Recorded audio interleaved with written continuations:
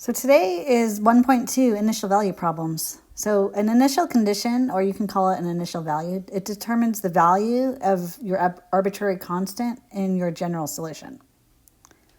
So solving an nth order differential equation, it's subject to n side conditions.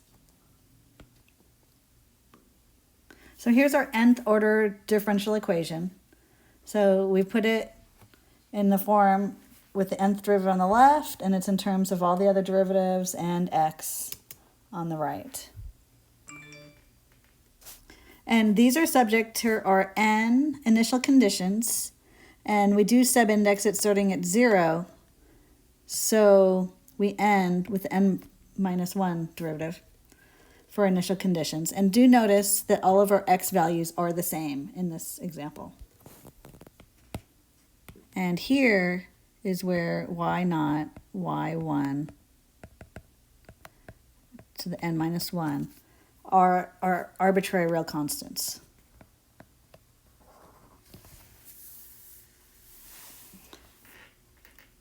This is what we call an nth order initial value problem.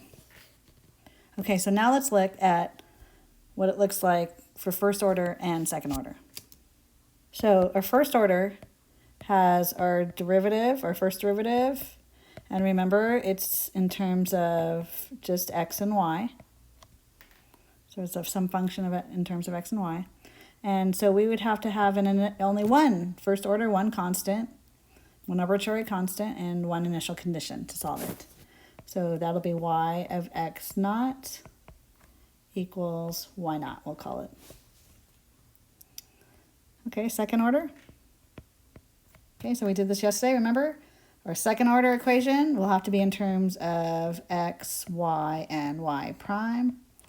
And we will have to have two initial conditions since we have two arbitrary constants. Basically, you need two unknowns, two givens to solve it. And here are the two initial conditions. We have y evaluated at x naught equals y naught, and our first derivative evaluated at the same x naught, which is our second arbitrary constant, y1. Here's our example. We're given a solution. So we're actually given the general solution, or you can call it a family of solutions like we did yesterday. And it's y equals c1 e to the x plus c2 e to the minus x. And this is a solution to our second order differential equation right here, y double prime minus y equals 0. So we want to find the particular solution to the initial value problem. So to start off with, we have our solution, and we have our first initial condition that can be plugged into that solution. So let's go ahead and start there. So writing down our first equation and our first initial condition, let's go ahead and plug that initial condition in. So y of 1 equals 0. So inside is our y of x, and that is my y value. So y is 0. We're trying to find c1 and c2. That's the purpose.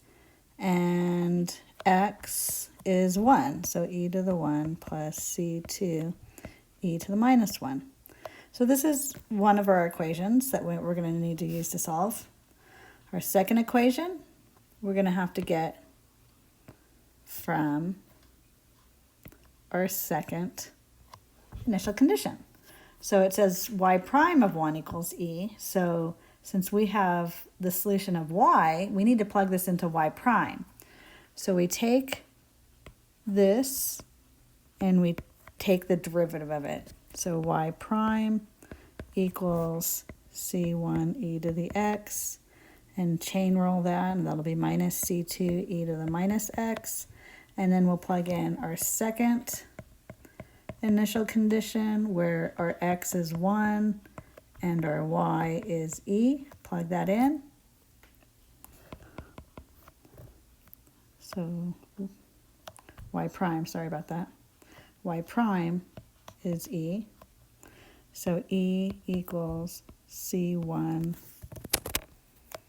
e minus C2e to the minus 1. I really don't need those. I need the minus 1. Okay, so now we have two equations, two unknowns. These are our two equations. And just solve for them any way that you know how.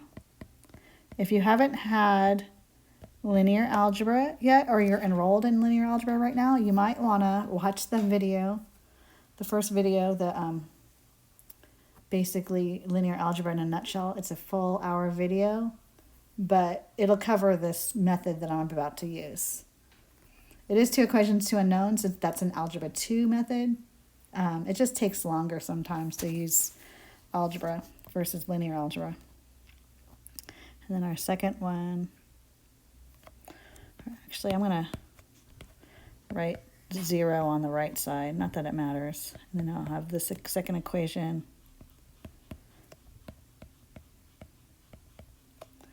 So we need to solve this. Solve for C1 and C2. I'm going to utilize Cramer's rule. And so what we're going to do is we're going to basically rewrite this as matrices. And it'll be my C1, C2 over here. And my matrix is e to the minus 1, e to the minus 1 equals 0e. So this is just a different representation of those two equations, two unknowns. And this is my ax equals b. So, I mean, you can find the inverse, times it by b. We can do lots of different ways to solve this. I'm going to use Cramer's. So we can rewrite these two equations, two unknowns, into matrices. And basically, so you can just follow this negative. The C1, C2 are my unknowns, x and y usually, or x1, x2. And this is basically ax equals b. So to use Cramer's rule, we need to find the determinant of a. And the determinant, it's minus 1, because e times e to the minus 1 is minus 1. Minus 1 equals minus 2. Right? It's the first, those two minus those two. So we can see it's not equal to 0, so we could use Cramer's rule. And we need to find the determinant of A1. A1, we replace our B column in the first column. So it's 0e, and the second column stays the same. So this is my B. It gets replaced here. And then we find the determinant of that.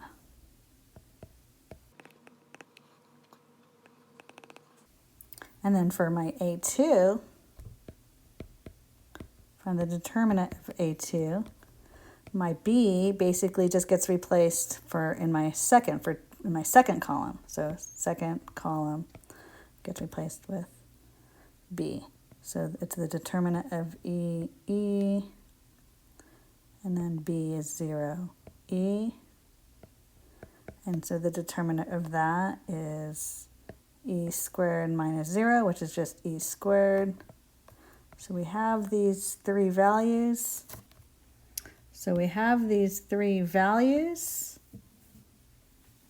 And so our unknowns, our x's, our C1 is basically, it's the determinant of A1 divided by the determinant of A. Putting it together, looks like it's minus 1 divided by minus 2, which is positive 1/2. And my C2, it's the determinant of A2 divided by the determinant of A, which is e squared divided by minus 2, which is minus 1/2 e squared. And we found our initial, and we found our arbitrary constants. So our particular solution, we have to rewrite it by plugging in those constants. We basically take our y, our solution, and replace it with our C1, C2 that we found. So it is y equals half is my C1, e to the x, and then my C2 is minus 1/2 e squared e to the minus x. And we will red box that one.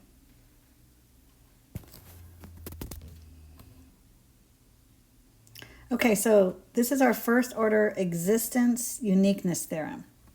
So given just a first order IVP, so basically that's our first derivative equals a function in terms of x and y. And so we have, it's an initial value problem, so we have one initial condition because it's first order. And if our function in terms of x and y and our partial in terms of y are both continuous on an open rectangle, basically just within an area, then there is an interval about, so there's an area about x naught such that the IVP does have a unique solution y. So it's basically the solution exists on this interval if we have these two conditions. The two conditions, again, being if this and the partial of that are both continuous, then, and not everywhere, just on some interval, then there's a unique solution. It's unique and it exists. So let's look at an example. Okay, so here's our example. First order dE dy dx equals y, just a simple equation. So basically my f of x, y does equal to y. It's okay that there's no x's in it. So we can see this function is just y. It is continuous everywhere. That was our first. This is continuous. And our interval of continuous, it's everywhere, from minus infinity to infinity. And then what about our partial? So that's our first condition. Our second condition, our partial of that function in terms of y. So what's the derivative partial of that in terms of y? It looks like, since it's 1. This is clearly continuous everywhere too.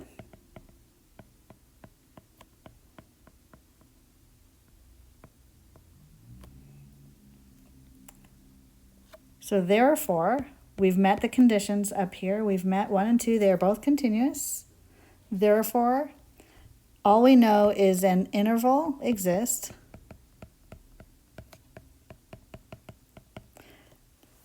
containing that x value. Our x value is 0, right? So an interval exists containing 0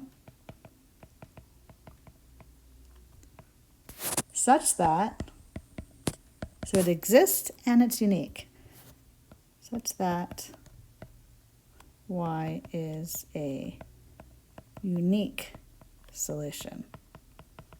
So we don't have the skill yet on finding it, but I'll go ahead and tell you. My note here is that, actually let's draw it first. Maybe you can guess it. So up here, we have y of 0 equals 1, which is right there. And so we're looking at an interval defined everywhere, because it's continuous everywhere, that the derivative is equal to y. So how about is a solution?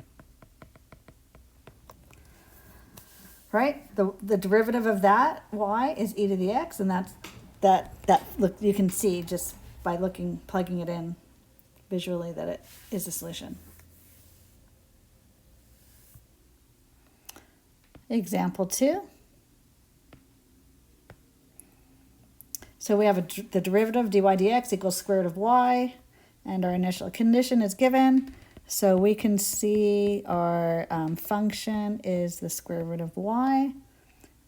This is continuous, but not everywhere.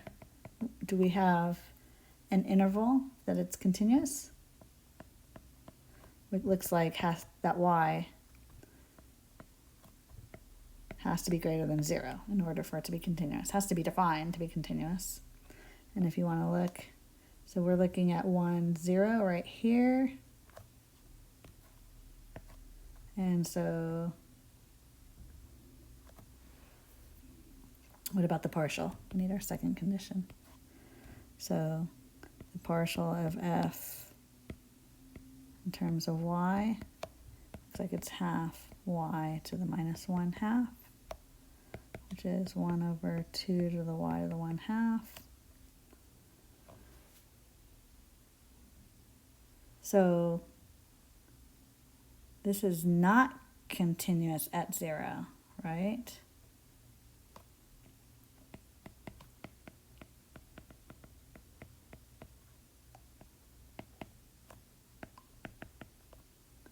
Which is a problem.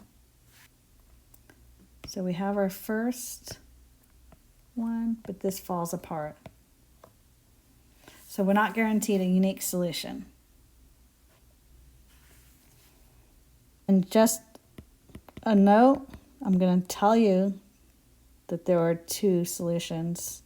Not that we are solving it yet, but this works.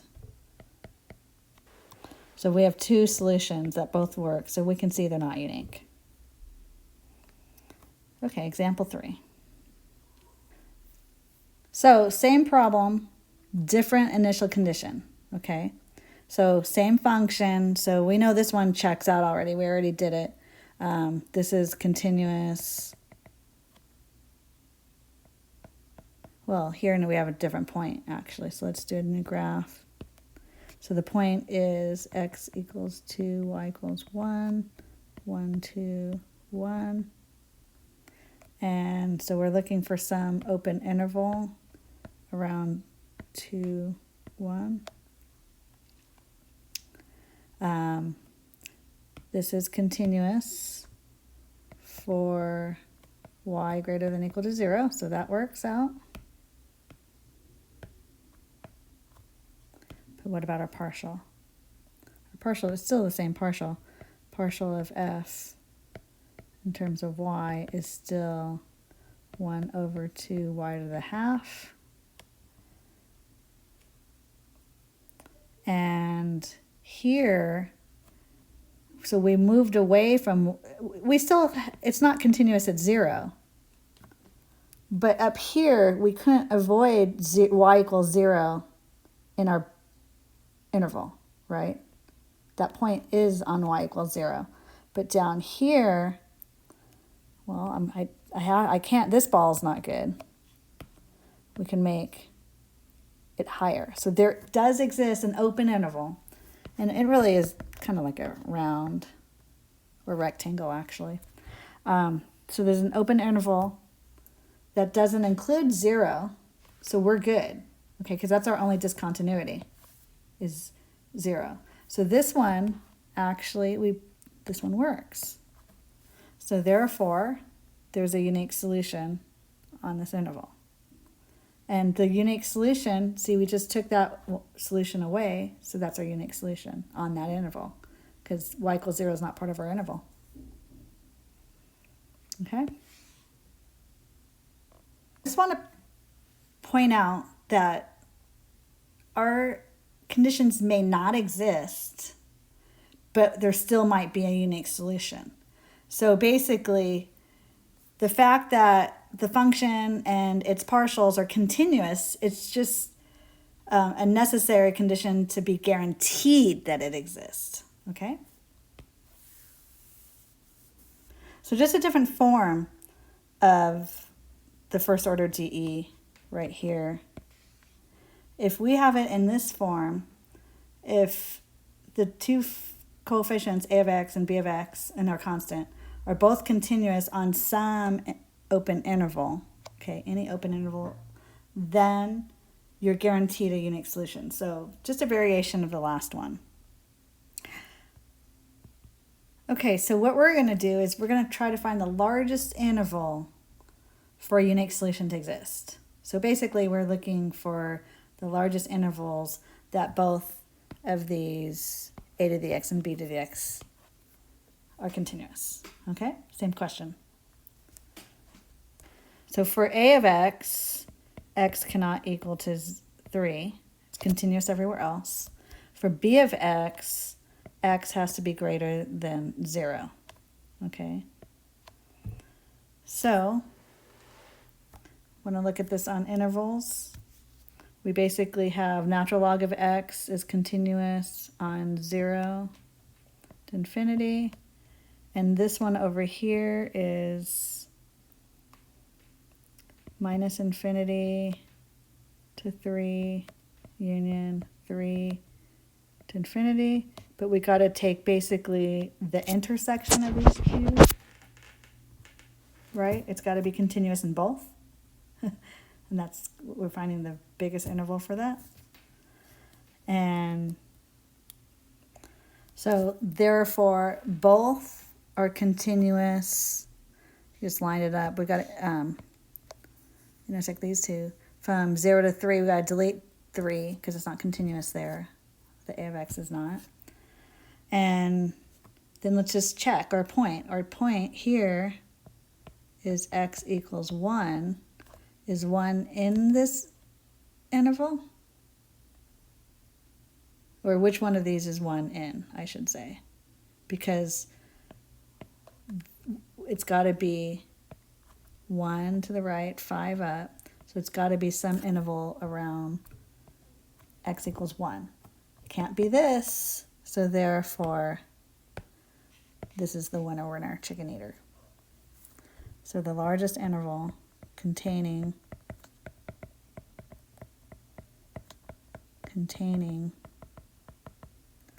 our x equals 1 is 0 to 3 that it's continuous on. So therefore, that's the largest interval that has a unique solution in it. Okay, so here's a last example, pretty much to go over everything that we went over today. And you might want to pause it, work it out on your own, and then you can even forward it to the solution to make sure your answers match, or just work it along with me. But if I go too fast, definitely pause it. So here's our solution. So we know we're going to have to plug it into our DE, which has a derivative in there. So we're going to go ahead and take the derivative, which is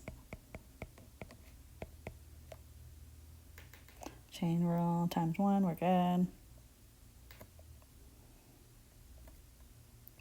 And then we're going to plug both of these into y prime equals y squared.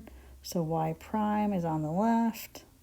So y prime. So we're going to plug it into y prime equals y squared. Y prime is on the left.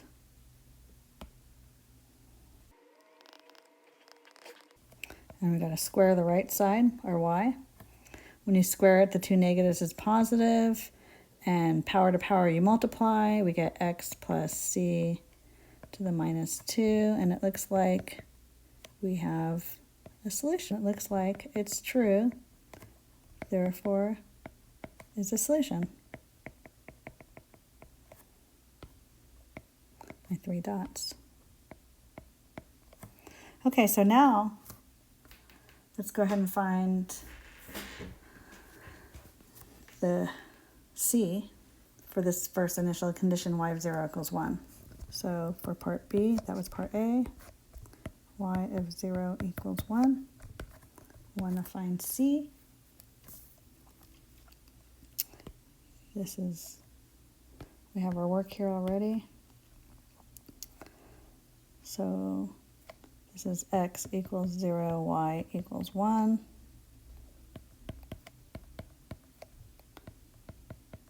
plugging it into our solution.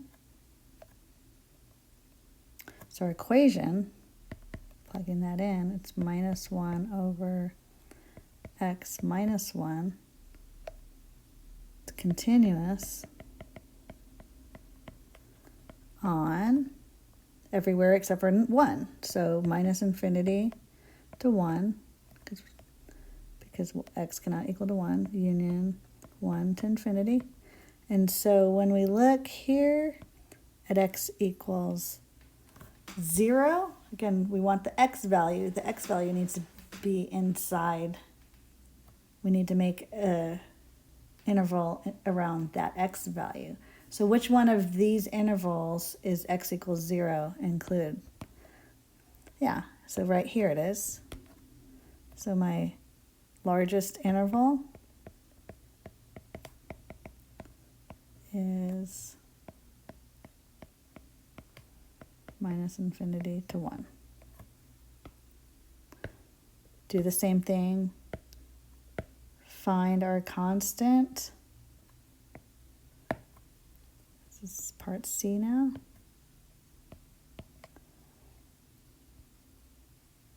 Find the IVP for y of 0 equals negative 1. Write that right? Yeah. And here's our equation. So we're going to plug it in to this. It's our solution. So we're going to plug it into our solution to find C. It's x equals 0, y equals negative 1. Oops, I plugged it into the wrong thing. So it's 1 over C, yeah. So cross multiply, minus C equals minus 1, C equals 1. Okay, so plug it into our equation. Plug C back in to find our equation. Y equals minus 1, x plus 1, just right here, is our particular solution. And this is continuous